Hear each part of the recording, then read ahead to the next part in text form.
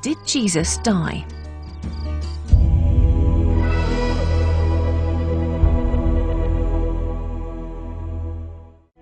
It is clear that either through resurrection or resuscitation, Jesus did survive the crucifixion. But he faces a problem. He's a condemned man. The Bible is said to solve this problem with a miracle called the Ascension. Jesus is taken bodily into heaven. But the original texts are even more confused when it comes to the Ascension than they were about the resurrection. The Ascension does not actually appear in the original form of any of the Gospels. The Ascension references in Mark are among the verses which, as we have seen, were added 200 years after the events. There is one line in Luke which reads, "and was carried up into heaven." But again, this doesn't appear in all Bibles. It was in fact inserted simply because the Ascension is referred to in a later book of the Bible, the Acts of the Apostles, and it's always been assumed that Luke was the author of Acts.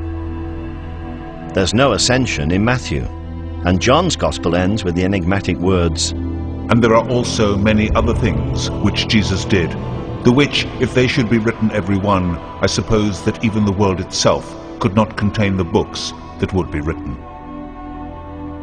So what were the many other things that Jesus did?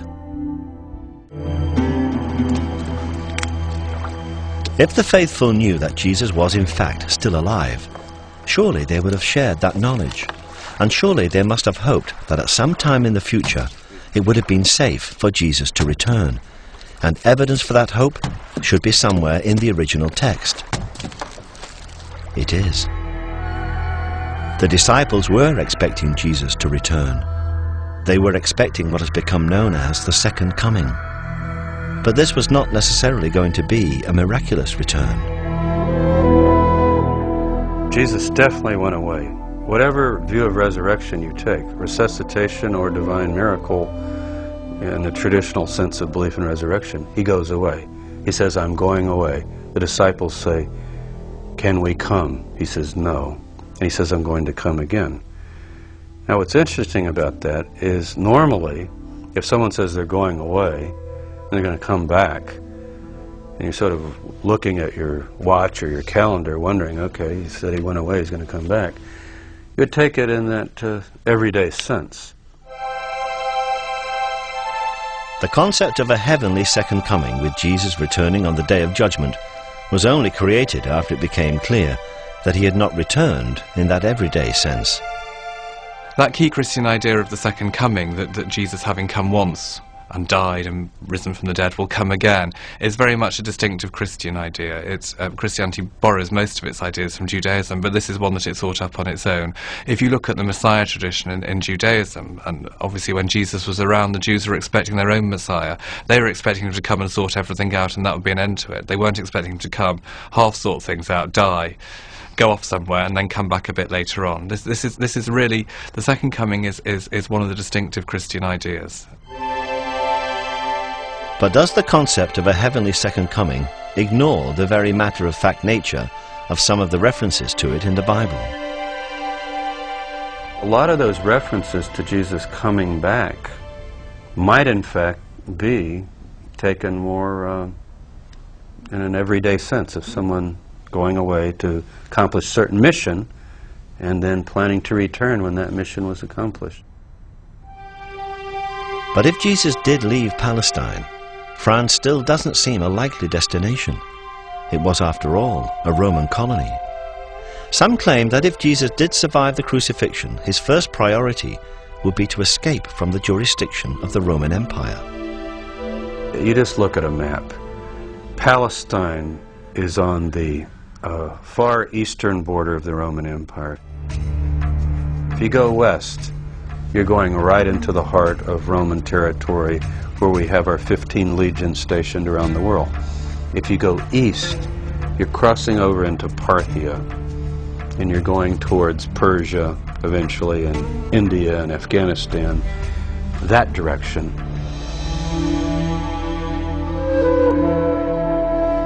And if Jesus thought he was the Jewish Messiah, there was another reason why he might have traveled east.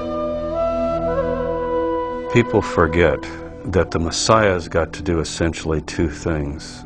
Everyone remembers he's got to bring world peace and justice and defeat evil. That's all the way through the prophets. When the Messiah comes, he's the Prince of Peace. But the other huge task is he's got to gather all the scattered tribes of Israel back to the land of Israel. Now, this takes a bit of explaining, but it's not too complicated. The people we know today as the Jews are only one tribe, the tribe of Judah. And we have in the Hebrew Bible the story of 10 of the tribes being taken away to the east, to the northeast, by the Assyrians in the 8th century BC. They become known in history as the lost tribes because nobody knows exactly what happened to them. We do, though, we can speculate that if Jesus thought of himself as the Messiah, he might have had in mind, I've got to go and present myself to these dispersed brothers and sisters off wherever they might be. The journey east from Israel in the 1st century was surprisingly easy, by land or by sea, on the Silk Route or the Spice Route.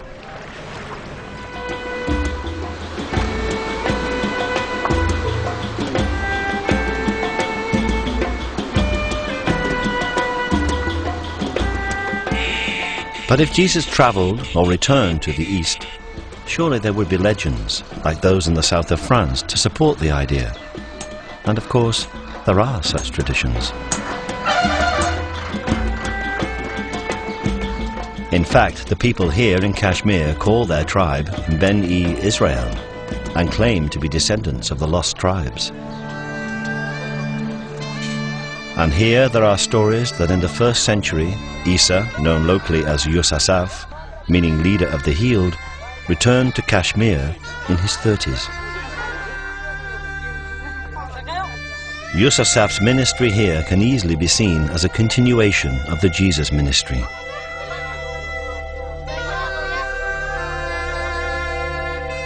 In a local temple called the Temple of Solomon, there used to be an inscription which told of Yusasaf's claim, made about 50 AD, to be Jesus, the prophet from Israel.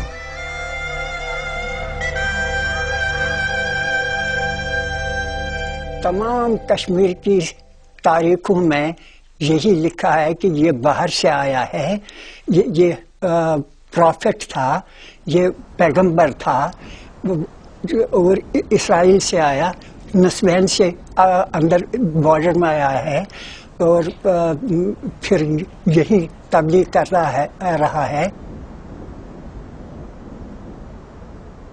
वही Jesus है, वही मसीह भी है, क्योंकि यूसुफ के माने हैं जो कोड़ी के मर्ज में हूँ उनको शिफा देने वाला, उनका इलाज करने वाला, जो शफायाब हुए उसको यूसुफ के दूसरे माने हैं कि यूसुफ के दूसरे माने हैं जमा करने वाला।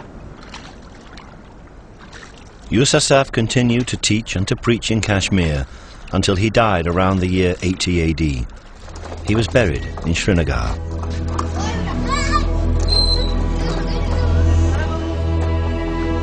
And this rather modest building is, they say, his tomb. The first shrine erected around the site was built in 112 AD. In fact, it is now a shared gravesite. In the 15th century, the Islamic holy man Syed Nazir ud-Din was also buried here. Although both the gravestones under the cloth point north-south in the Islamic tradition, the body of Yusasaf is buried beneath in a grave dug east-west in the Jewish tradition.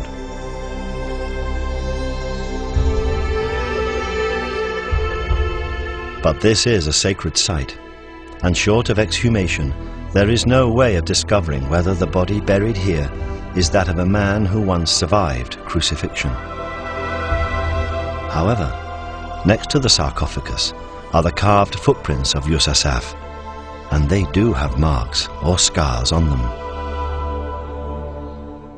अच्छी उम्र में ये फौत हो गया है, और उसके पाँव के निशानात का पत्थर पर उन्होंने कुंदा कर रखे हैं, जैसे कि थे वैसे ही रखे हैं निशान के तौर पर।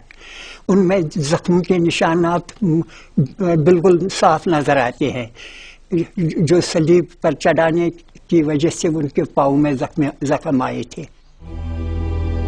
The position of the scars, just behind the toes, do not match each other, but they would align if a single nail was driven through both feet with the left foot placed on top of the right.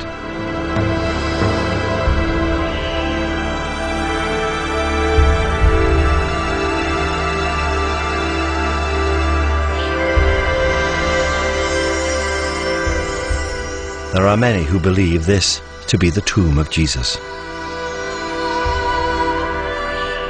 If this is the tomb of Jesus, then he spent most of his life in the mountain kingdom of Kashmir. He did not die on the cross. There was no resurrection. He did not ascend into heaven, and he does not sit at the right hand of God. For many Christians, this would be the end of Christianity as we know it.